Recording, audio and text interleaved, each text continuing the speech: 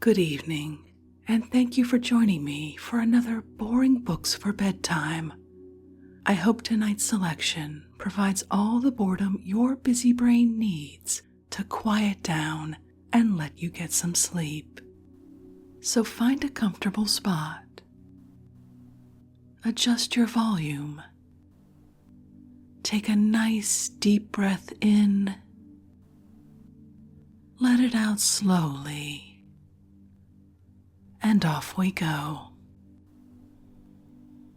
Tonight, let's continue our appreciation of the simple life with more from 10 Acres Enough, a practical experience showing how a very small farm may be made to keep a very large family, with extensive and profitable experience in the cultivation of the smaller fruits, by Edmund Morris. 8th edition, published in 1866 by James Miller, New York. Let's pick up right where we left off. Chapter 4, Buying a Farm, A Long Search, Anxiety to Sell, Forced to Quit. Let's begin. I had in round numbers a clear $2,000 with which to buy and stock a farm and keep my family while my first crops were growing. As I was entirely free from debt, so I determined to avoid it in the future. Debt had been the bitter portion of my life, not from choice but of necessity. My wife took strong ground in support of this resolution. What we had, she wanted us to keep. I had too long been aided by her admirable counsel to reject it now. She had a singular longing for seeing me my own landlord. Her resolution was a powerful strengthener of my own convictions. Thus resolved, we set out in the early part of March to seek a home. I was particular to take my wife with me. I wanted her to aid in choosing it. She was to occupy it as well as myself. She knew exactly what we wanted as regarded the dwelling house. The land department she left entirely to my judgment. I was determined that she should be made comfortable from the start, not only because she deserved to be made so, but to make sure that no cause for future discontent should arise. Indeed, she was really the best judge in this matter. She knew what the 6 children needed. She was the model of a housekeeper. There were certain little conveniences indispensable to domestic comfort to be secured, of which she knew more than I did, while her judgment on most things was so correct that I felt confident if she were fully satisfied, the whole enterprise would be a successful one. I loved her with the fervor of early married life. She had consented to my plans. She was willing to share whatever inconveniences might belong to our new position, was able to lighten them by her unflagging cheerfulness and thrift, and I was unwilling to take a single step in opposition either to her wishes or her judgment. Indeed, I had long since made up my mind, from observation of the good or bad luck of other men, that he who happens to be blessed with a wife possessing good sense and good judgment succeeds or fails in life according as he is accustomed to consult her in his business enterprises. There is a world of caution, shrewdness, and latent wisdom in such women which their husbands too frequently disregard to their ruin. I am thus particular as to all my experiences, for this is really a domestic story, intended for the multitudes who have suffered half a lifetime from trials similar to mine, and who yet feel ungratified longings for some avenue of escape. My object being to point out that through which I emerged from such a life to one of certainty and comfort, the detail ought to be valuable, even if it fail to be interesting. It is possible that I may sink the practical in the enthusiastic and prove myself to be unduly enamored of my choice, but as it is success that makes the hero, so let my experience be accepted as the test. I had settled it in my mind that I would use $1,000 in the purchase of the land, and that I could make 10 acres enough. This I was determined to pay for at once, and have it covered by no man's parchment. But when we set out on our search, we found some difficulties. Every county in New Jersey contained 100 farms that were for sale. Most of them were too large for my slender purse, though otherwise most eligibly situated. Then we must have a decent house, even if we were forced to put up with less land. Numerous locations of this kind were offered. The trouble was, keeping my slender purse in view, that the farms were either too large or too small. My wife was not fastidious about having a fine house. On the contrary, I was often surprised to find her pleased with such as to me looked small and mean. Indeed, it seemed after 10 days' search that the tables had been turned. She was more easily suited than myself. But the same deference which I paid to her wishes, she uniformly paid to mine. It was curious to note the anxiety of so many landowners to sell, and to hear the discordant reasons which they gave for desiring to do so. The quantity in market was enormous. All the real estate agents had large books filled with descriptions of farms and fancy country seats for sale, some to be had by paying 1/4 of the purchase money down, and some which the owners would exchange for merchandise, or traps, or houses in the city. Many of them appeared simply to want something else for what they already had. They were tired of holding, and desired a change of some kind, better if they could make it, and worse if they could not. City merchants or thriving mechanics had built country cottages and then wearied of them. It was found inconvenient to be going to and fro. In fact, they had soon discovered that the city alone was their place. Many such told us that their wives did not like the country. Others had bought farms and spent great sums in improving them, only to sell at a loss. Farming did not pay an owner who lived away off in the city. Another class had taken land for debt and wanted to realize. They expected to lose anyhow and would sell cheap. Then there was another body of owners who, though born and raised upon the land, were tired of country life and wanted to sell and embark in business in the city. Some few were desirous of going to the West. Change of some kind seemed to be the general craving. As I discovered that much of all this land was covered with mortgages of greater or less amount, it was natural to suppose the sheriff would occasionally turn up, and so it really was. There were columns in some of the county papers filled with his advertisements.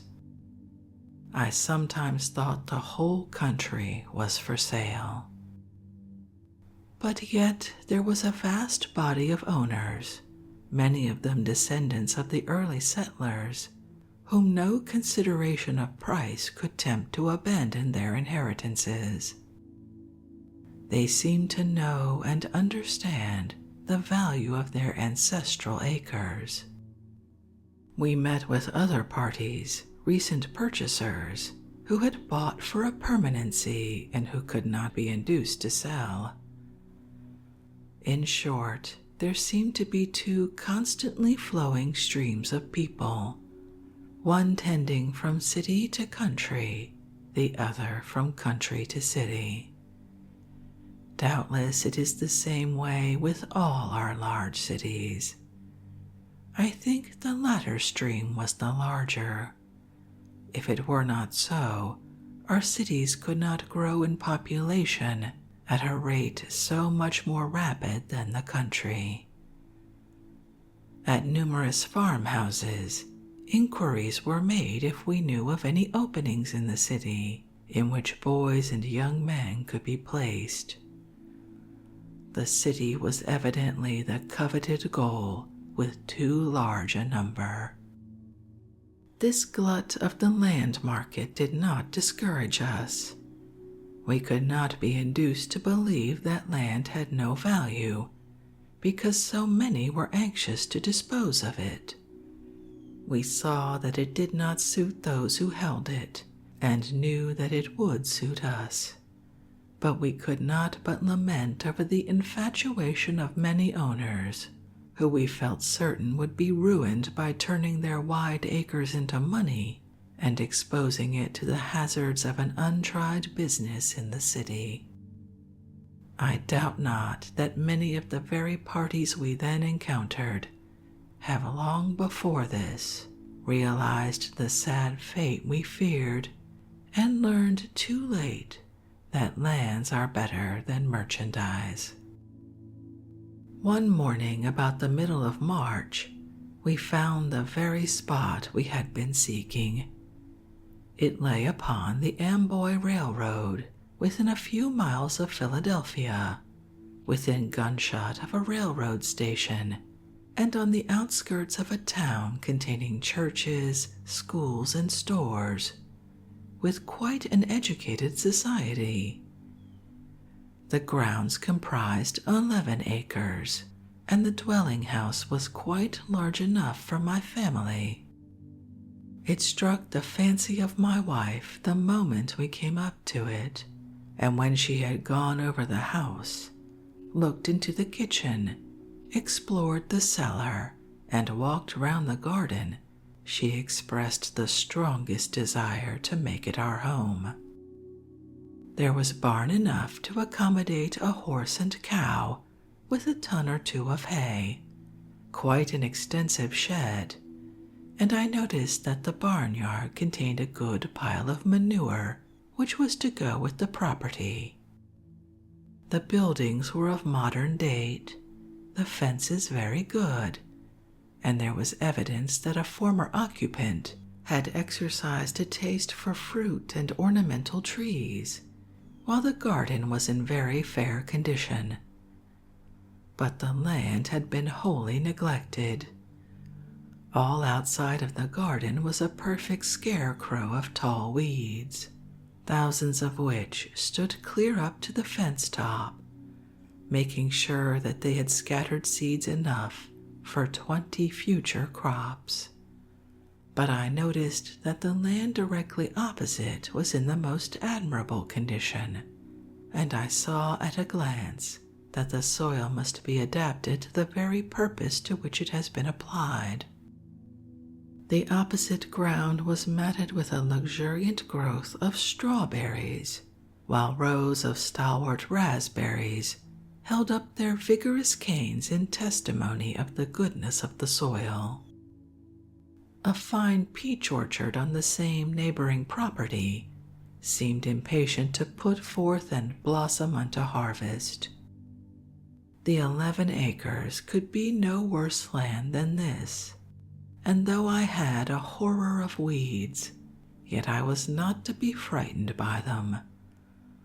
I knew that weeds were more indigenous to New Jersey than even watermelons. This miniature plantation of 11 acres belonged to a merchant in the city. He had taken it to secure a debt of $1,100, but had pledged himself to pay the former owner whatever excess over that sum he might obtain for it. But pledges of that loose character seldom amount to much. The creditor consults his own interest, not that of the debtor. The latter had long been trying to sell, but in vain, and now the former had become equally embarrassed and needed money even more urgently than the debtor had done. The whole property had cost the debtor $1,800. His views in founding it were similar to mine. He meant to establish for himself a home, to which at some future period he might retire, but he made the sad mistake of continuing in business in the city, and one disaster succeeding another, he had been compelled to abandon his anticipated refuge nearly a year before we came along. All these facts I learned before beginning to negotiate for the purchase. As the banished man related them to me, going largely into the history of his hopes, his trials, his disappointments, I found cause for renewed thankfulness over my superior condition. With a single exception, his experience had been the counterpart of my own. He had lost all and was loaded with debt, while I had saved something and owed no man. But when, in language of the tenderest feeling, he spoke of his wife, whose highest passion had been gratified by the possession of a home so humble as even this, when he described how happy she had been in her garden and how grief-stricken at being compelled to leave it, his eloquence fairly made my heart ache. I am sure my wife felt the full force of all he said. Her own attachment to the spot had already begun to take root, and she could sympathize with this rude sundering of a long-established tie. Chapter 5. Making a Purchase. First Impressions. The owner of these 11 acres had been for some months in the furnace of pecuniary affliction. He was going the way of 9/10 of all the business flesh within the circle of my acquaintance. As a purchaser, I did not seek him, nor to his representative did myself or my wife let fall a single word indicating that we were pleased with the property.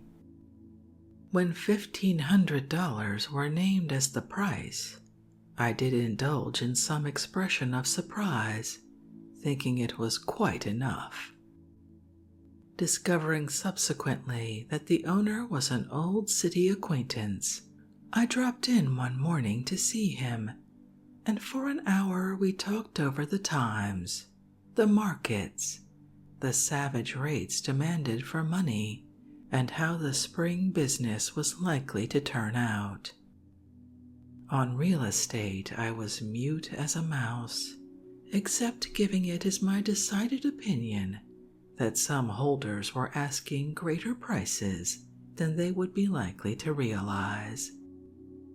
This side thrust brought my friend out. He mentioned his house and 11 acres, and eagerly inquired if I did not know of someone who would buy.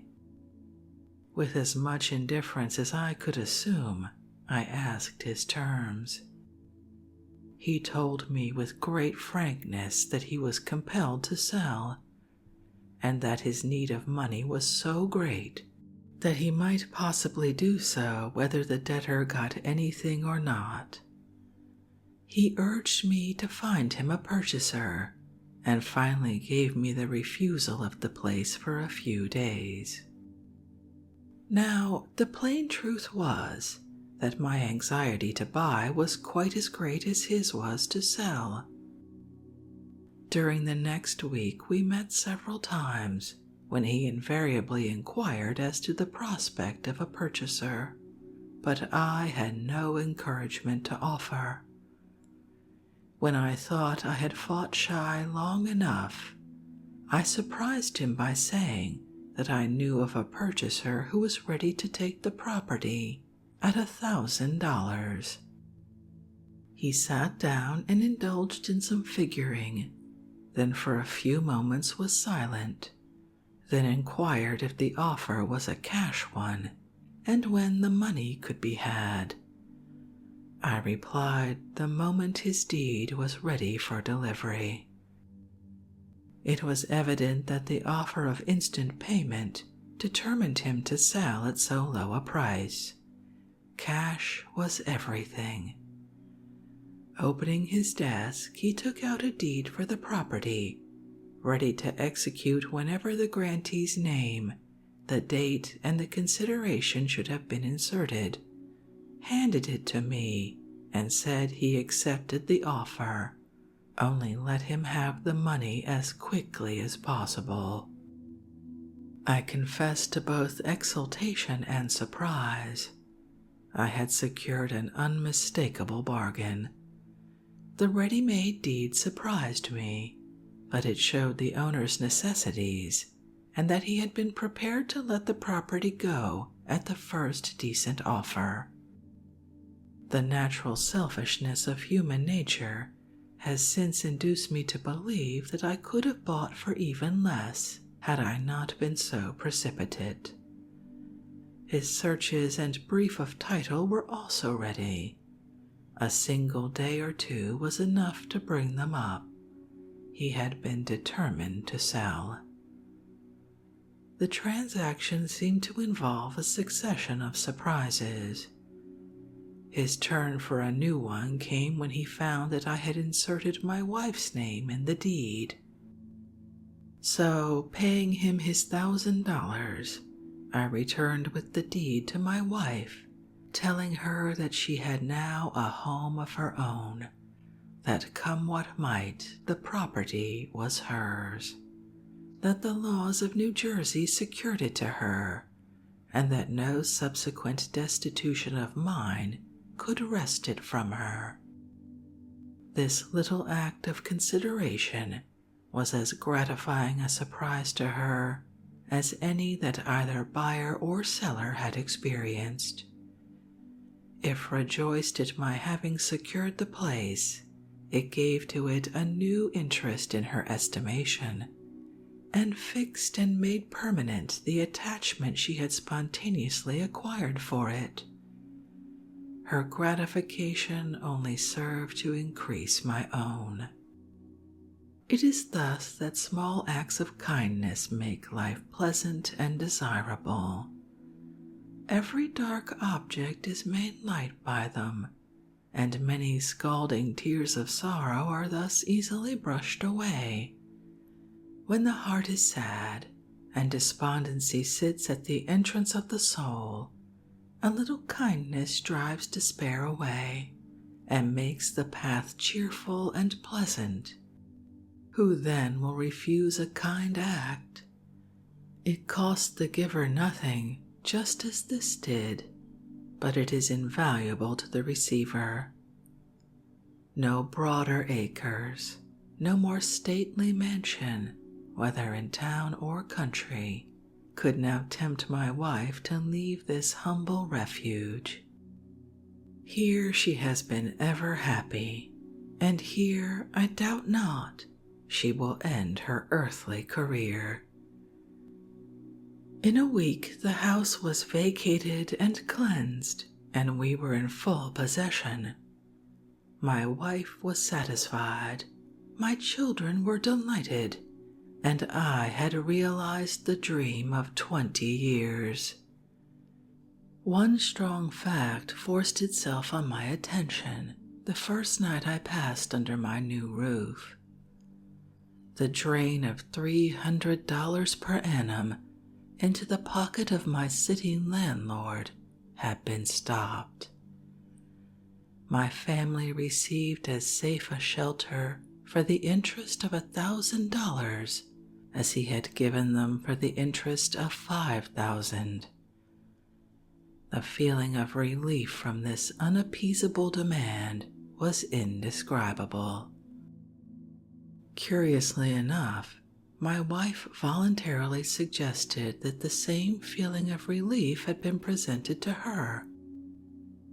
But in addition to this huge equivalent for the investment of $1,000, there was that which might be hereafter realized from the cultivation of 11 acres of land.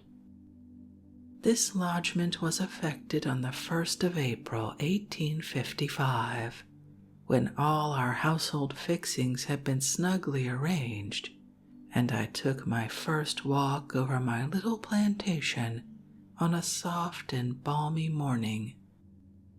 My feeling of contentment seemed to be perfect. I knew that I was not rich, but it was certain that I was not poor. In contrasting my condition with that of others, both higher and lower upon fortune's ladder, I found 1,000 causes for congratulation, but none for regret. With all his wealth, Rothschild must be satisfied with the same sky that was spread over me. He cannot order a private sunrise, that he may enjoy it with a select circle of friends, or add a single glory to the gorgeous spectacle of the setting sun. The millionaire could not have more than his share of the pure atmosphere that I was breathing, while the poorest of all men could have as much. God only can give all these, and to many of the poor he has thus given. All that is most valuable can be had for nothing. They come as presents from the hand of an indulgent Father, and neither air nor sky, nor beauty, genius, health, or strength can be bought or sold. Whatever may be one's condition in life, the great art is to learn to be content and happy, indulging in no feverish longings for what we have not, but satisfied and thankful for what we have. Chapter 6. Planting a Peach Orchard. How to Preserve Peach Trees. It was now the season for me to bustle about, fix up my land, and get in my crops. I examined it more carefully, walked over it daily, and made myself thoroughly acquainted with it. As before mentioned, it had been utterly neglected for a whole season, and was grown up with enormous weeds. These, after a day or two of drizzling rain, when the seed vessels were so wet as not to allow their contents to shatter out, I mowed off, gathered into several large heaps, and burned, thus getting rid of millions of pestiferous seeds. Then I purchased plows, including a subsoiler, a harrow, cultivator, and other tools. 1 acre of the whole was in clover. Another was set aside as being occupied by the dwelling house, garden, stable, and barnyard, but much the larger half of that acre was allowed for garden purposes. This left me just 9 acres for general fruit and vegetable culture. I hired a man to plow them up, he finding his own team, and another to follow him in the furrow with my subsoiler. The first went down 10 inches, and the latter 10 more. My neighbors were extremely kind with their suggestions. They had never seen such deep plowing, and warned me not to turn up the old subsoil and thus bring it to the surface, but they were not book farmers. Now, this business of deep subsoil plowing is a matter of indispensable value in all agriculture, but especially so in the planting of an orchard. No tree can thrive as it ought to unless the earth is thoroughly and deeply loosened for the free expansion of the roots. If I could have plowed 2 feet deep, it would have been all the better. In fact, the art of plowing is in its mere infancy in this country. Too many of us follow blindly in the beaten track. The first plow was a tough forked stick, of which one prong served as a beam, while the other dug the earth as a coulter.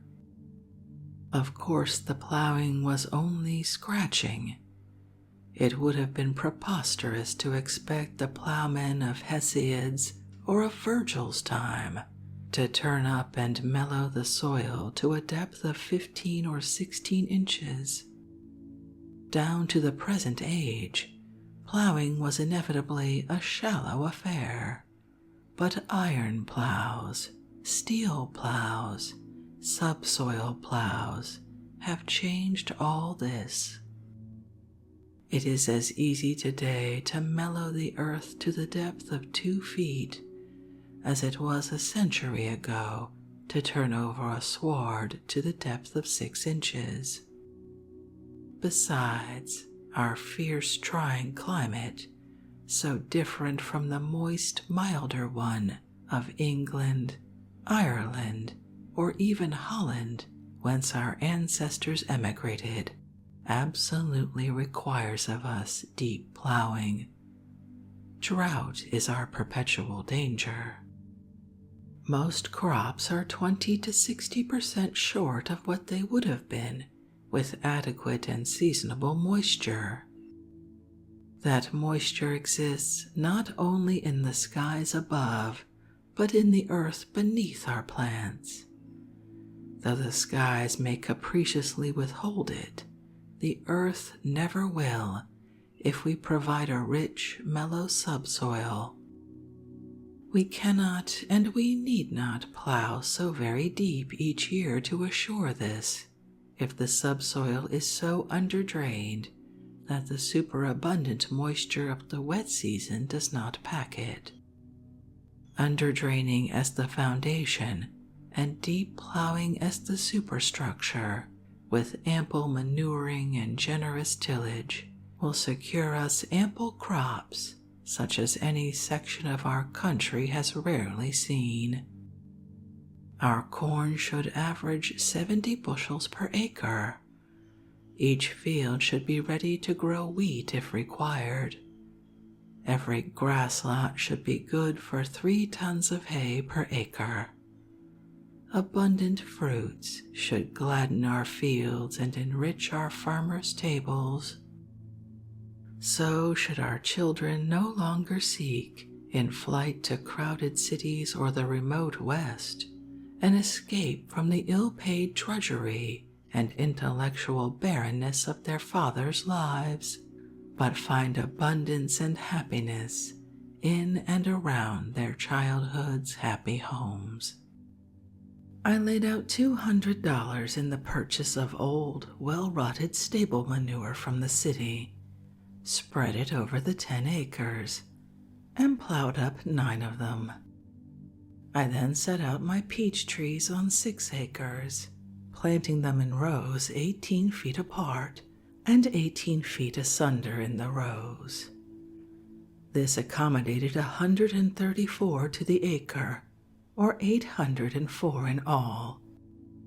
These would not be in the way of any other crop, and in 3 years would be likely to yield a good return.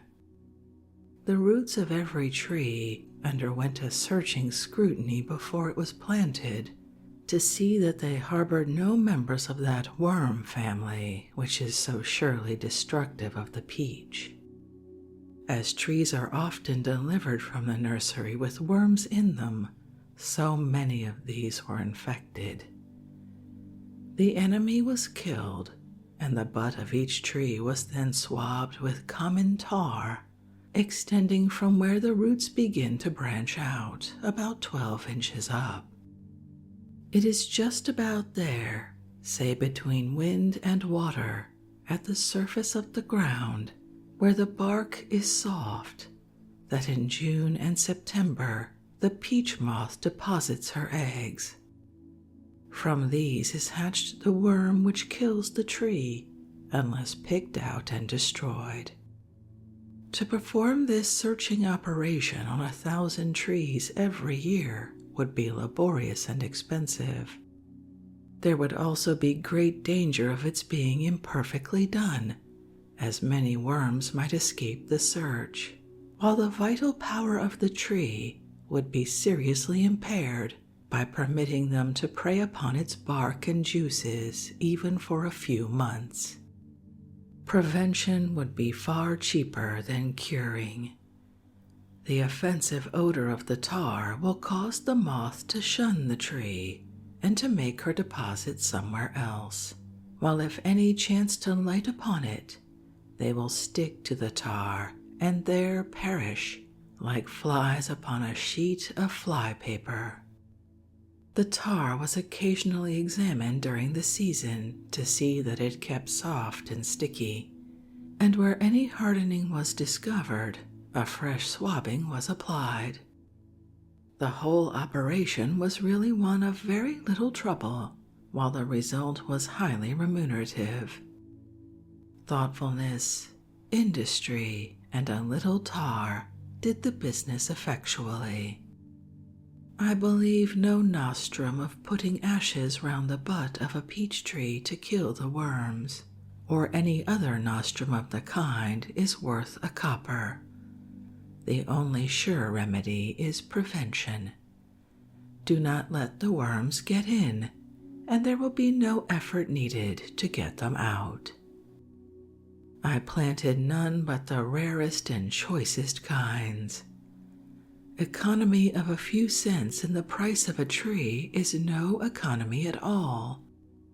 It is the best fruit that sells the quickest and pays the highest profit, yet there are still large quantities of fruit produced which is not worth taking to market. The best is cheaper for both buyer and seller. Hundreds of bushels of apples and peaches are annually made into execrable pies in all the large cities merely because they can be purchased at less cost than those of a better quality. But it is a mistaken economy with the buyer, as a mild, good-flavored peach or apple requires less sugar and will then make a better pie.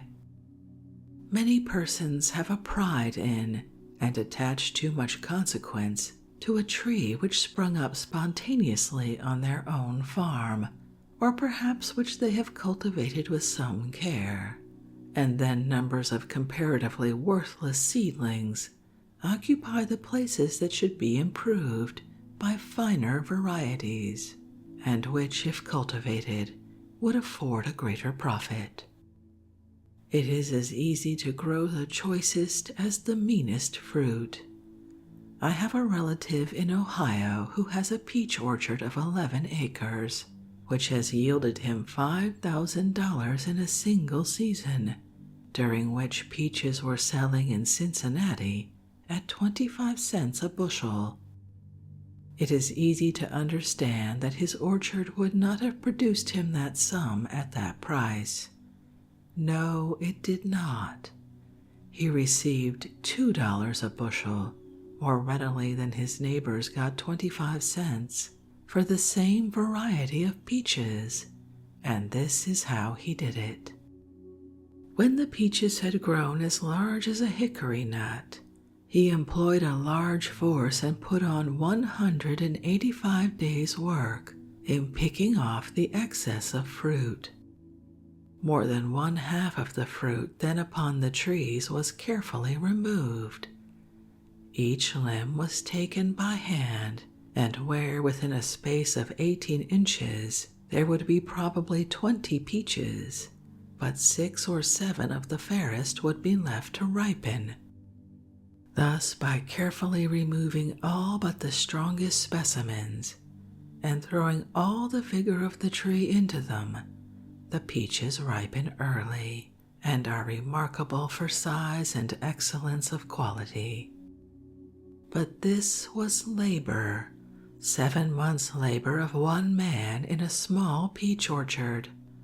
But be it so, the net profit was between $3,000 and $4,000. If he had neglected his trees, the owner's profits would have been a crop of peaches hardly fit to feed the pigs. I have profited largely by following his example, and will relate my own experience when the returns of my orchard come in. I intend to be particular touching my peach orchard, as well for the gratification of my own pride as an incentive to those who cannot be made to believe 10 acres enough. My success with it has far outstripped my expectations, and I pronounce a peach orchard of this size, planted and cultivated as it can be and will be by an intelligent man not essentially lazy, as the sheet anchor of his safety. I was careful to plant none but small trees, because such can be removed from the nursery with greater safety than large ones, while the roots are less multiplied and thus receive fewer injuries. Neither are they liable to be displaced by high winds before acquiring a firm foothold in the ground. Many persons suppose that newly planted trees should be large enough to be out of danger from cattle running among them, but all cattle should be excluded from a young orchard. Moreover, small trees make up better growth and are more easily trimmed into proper shape.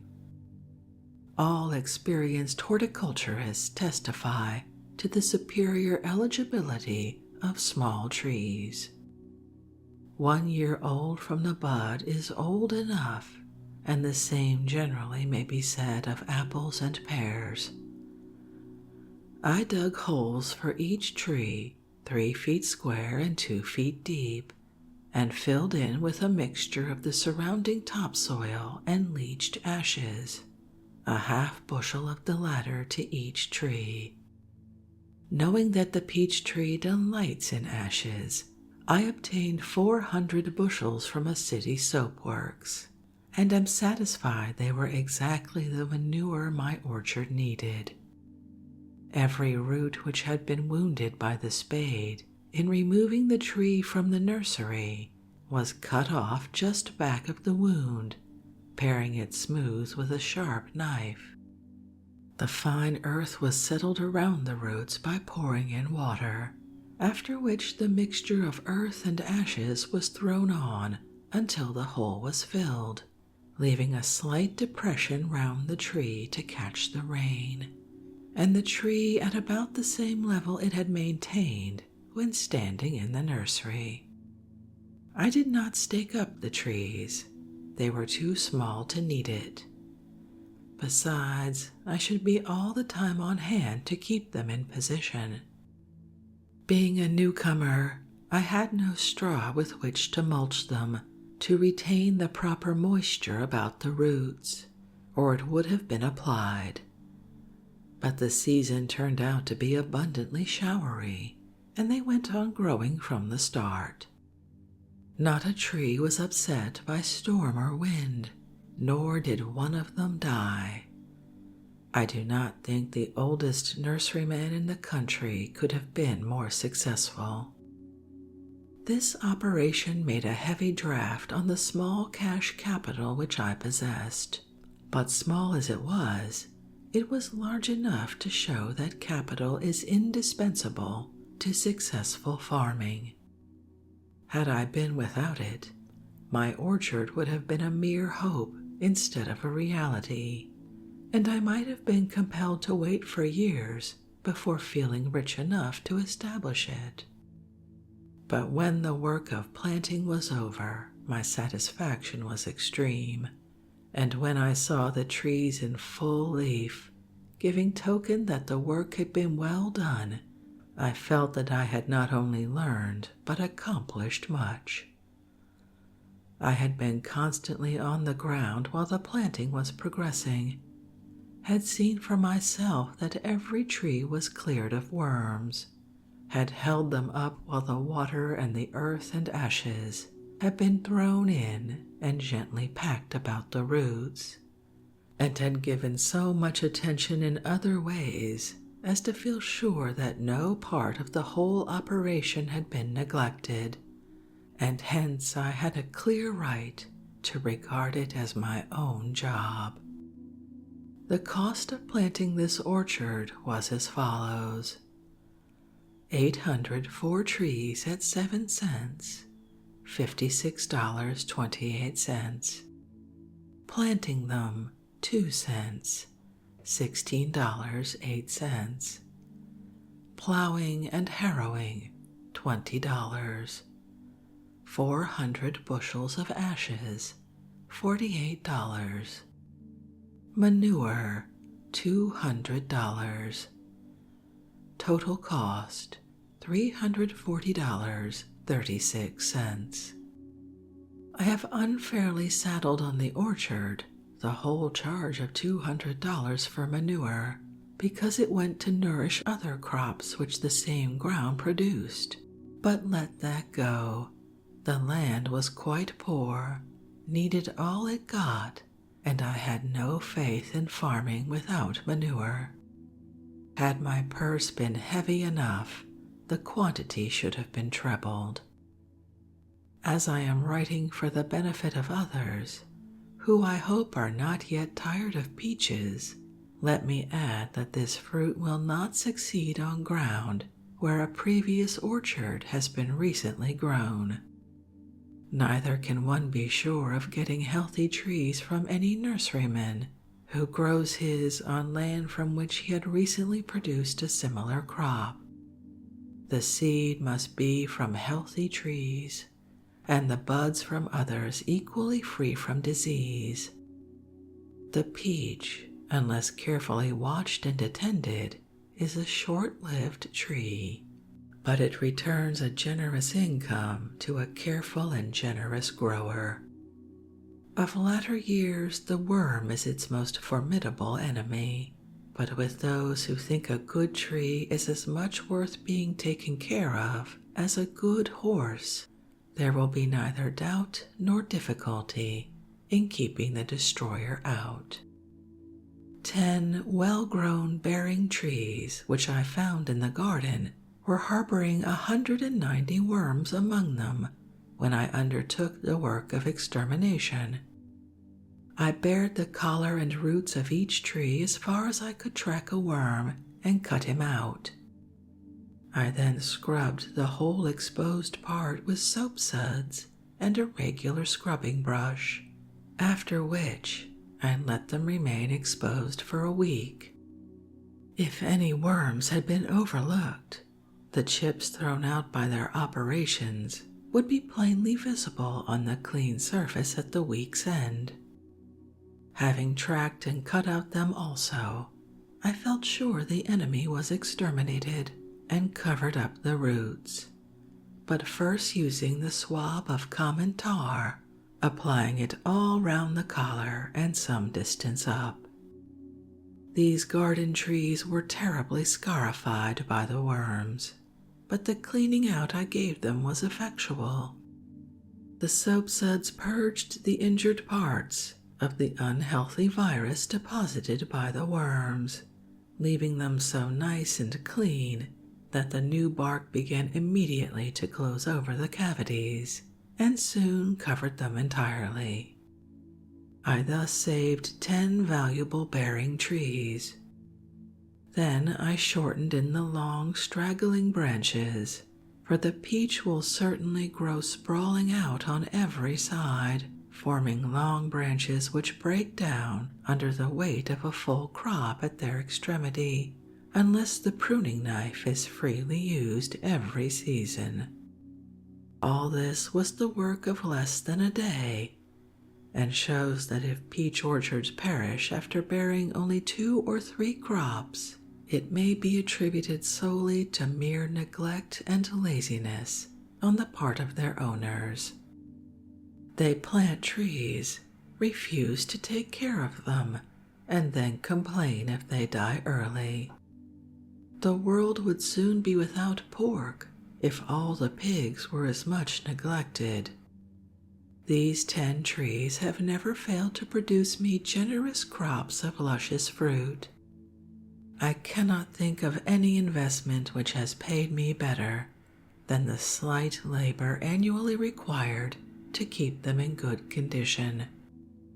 I have tried with entire success 2 other methods of protecting peach trees from the ravages of the worm.